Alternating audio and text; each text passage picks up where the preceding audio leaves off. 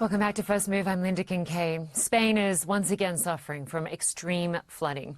On Wednesday, some areas saw almost a month's worth of rain in just an hour, and it comes on the heels of an earlier wave of flooding 2 weeks ago. Well, now a tech giant is joining relief efforts. Amazon says it's helped to donate and transport over 160,000 items, like food and hygiene products. The company says it has 14 permanent disaster relief hubs right around the world. Bettina Stix is the head of Amazon's disaster relief and response, and she joins us now live. Good to have you with us. Thank you for having me. So a lot of people here in the US know that Amazon is one of the fastest ways to order products, but many might not know how your company is helping to deliver essential items to those in need. Just explain for us how you got involved with this response to the floods in Valencia, and explain how Amazon is in a good position logistically to deliver those. Well, first let me tell you that our hearts go out to those that lost loved ones in these disasters, who are still waiting to hear what happened to loved ones, and those that are literally left with nothing and ran from houses that were flooding and are still dealing with the aftermath of this disaster. Amazon is uniquely positioned to help in natural disasters in a way. We have logistics all around the world, we have global inventory, and we have technology, and that goes a long way to help in these situations. You mentioned we have disaster relief hubs. We actually have 14 of those around the world. We have them in Australia, Japan, India, all very disaster-prone continents and countries. We have one in Europe, and we have multiple ones in the US here. In Europe, we actually mobilized our hub right after this horrible sudden disaster happened, and we used the pre-positioned items that we have there, hygiene kits and blankets, and shipped them into direction Valencia.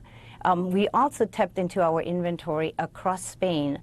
We're able to provide all items that our relief partners actually requested from us. And we were able to build a temporary disaster relief hub right in Valencia together with Fundación Altius, who serves the communities in needs even outside of disasters, and who we partner with when there isn't a disaster. And this brought us an opportunity to work together, stem up a temporary disaster relief hub in just under 48 hours, send in help to engineer the logistics of this, and we delivered, actually you mentioned 160,000 items.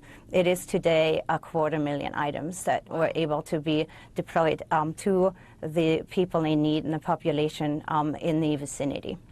250,000 items, that really is remarkable. And it's not just, you do have some permanent staff there, but you also have apparently hundreds of volunteers, right? Just talk to us about the operation on the ground and the situation there right now.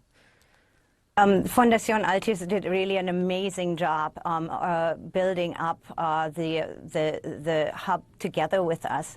They have an operation there with 1,500 volunteers that receive order from smaller organizations around the hub, and then and we also help us transport then to those smaller organizations. It takes a whole village, a whole city. It takes a lot of people to help there.